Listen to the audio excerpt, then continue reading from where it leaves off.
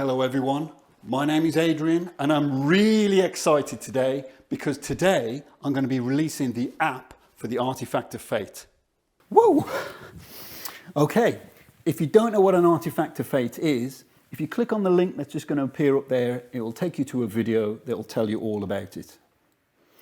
But yeah, the app, it's going to be available on Windows PC, and let's go and find out more about it over there. Okay, so the Artefact is the engine that drives the app. By connecting to the PC using the USB cable, it provides all the dice rolls and the app queries the artifact whenever it wants to know the answer to an outcome. Okay, so I've got the app open on my laptop and I hope you think it's as gorgeous as I do. I've worked really hard to try and make it look as good as the Artefact of Fate itself. So if you click anywhere on the screen, you get the main dialog box. And I've organized it so buttons only come up if you really need them. And if you don't need them, they go away. So in the character button, we've got all the characters which are currently loaded in. The top three are our players. And then we've got these goblins which the players are going to have to deal with. So if we go through the players, we have Branok, the human fighter. His strength has been honed by battle and his leadership forged by war. Then we have Elvar, the elf rogue. He's as silent as a shadow and is as deadly as a poisoned kiss. Mireya's a dwarf cleric. In the heart of battle, Mireya's spirit shines brightest. Our adventurers have been tricked by a goblin shaman. It's led them deep into the woods, and now they are surrounded by a goblin troop. They've only got one option, and that's to fight their way out. The first character to go first is going to be Branok. So Branok, what does Branok want to do? The action, he wants to attack. So who does Branok want to attack? So the target, he selects, and he's going to go for the goblin grunt, who's the nearest to him. So we confirm this, and we see Branok attacks the goblin warrior using his greatsword. Natural ability +4, proficiency in the weapon +3. So Branok's attack modifier is +7. Branok to roll 1d20 +7. So on the artifact, it's already sent the modifier through, which is +7, and it's asking me to roll. So let's roll, and we get 25. Okay, so Branok has rolled 18 +7, which equals 25. The Goblin Warrior's armor class is 12, which doesn't stop Branok's attack.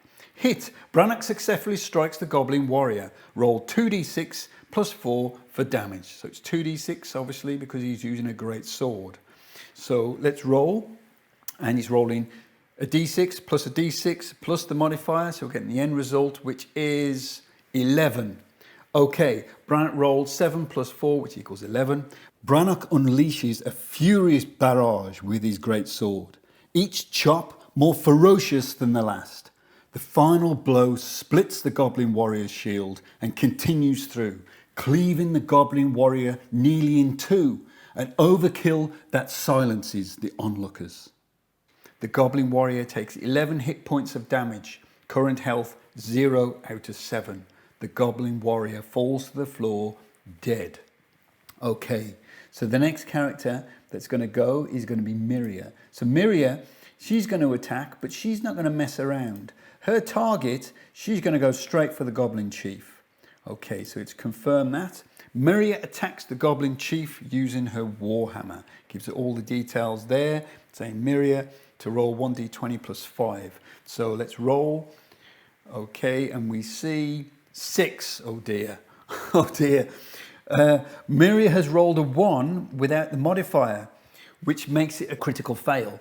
Feeling overconfident, Mireya lets out a battle cry and lunges forward.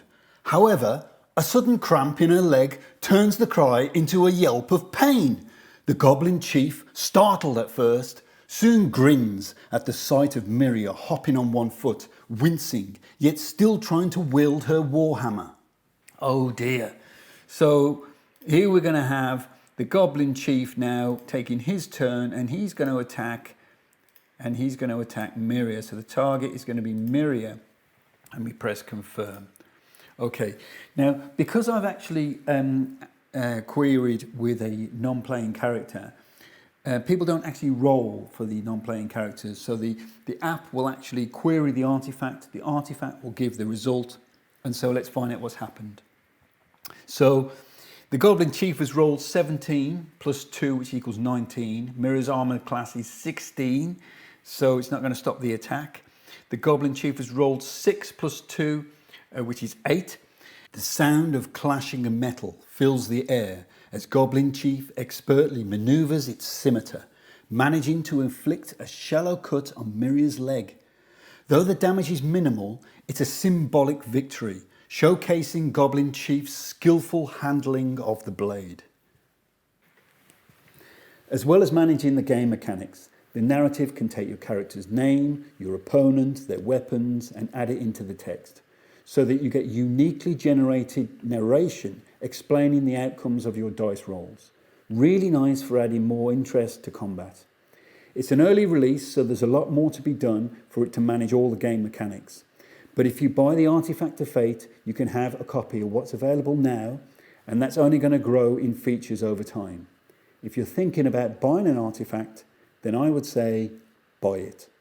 As the app starts to gain more features, the price is only going to go up. So buy in early and you'll own something that grows in value as well as capability. If you like the Artefact of Fate, then please click like. And also subscribe so you can be kept up to date with how the artifact can transform your game night. Till next time.